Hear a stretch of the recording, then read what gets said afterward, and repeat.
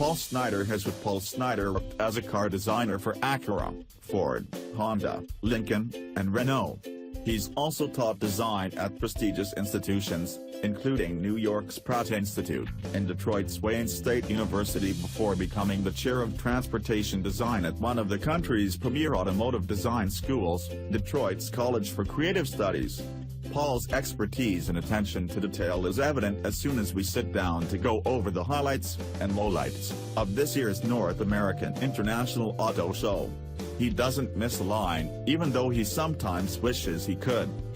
Autoblog, big question first, was there anything that you saw at the show that was a real standout for you from a design perspective? Paul Snider: No, not really. There was a lot of restraint. And I can only guess that the OEMs are hiding all the significant, next-generation technology vehicles, and what they're doing now is just maturing the vehicles that have existed for some time. There's a little bit of new segments coming up, like the Audi Q8, which was significant for Audi, but not necessarily significant from a design point of view. AB, looking at the new Lexus LS, or the new BMW 5 Series, one thought I had was, you used the word restraint.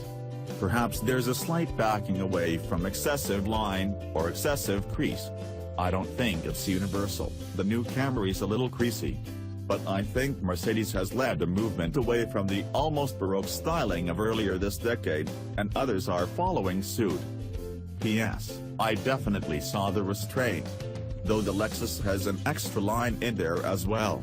Actually a couple, I think, on the front, on the fender, between the wheel lift and the hood, there's just sort of an additional line. It doesn't seem to really go anywhere. But I think the new BMW 5 Series is really interesting from the point of view that they tried something in one area, this helixing shoulder line, that kind of tucks under and becomes a kind of a deep crossing undercut, and that it's really sexy in that one area, but that's not new. What's new is that BMW is using more lines than they've ever needed to. When they broke with tradition originally in the late 90s, they took a formula, which is, you have a belt line, a shoulder line, a rocker line, and they did some expressive things with that in the section in between. But now there's really nothing innovative happening aside from this one helix detail, and there's nothing else on the car that even speaks the same language. I do like the increasingly bold kidney grille, like on the 7 Series. The new front end of the 7 Series is great, so the 5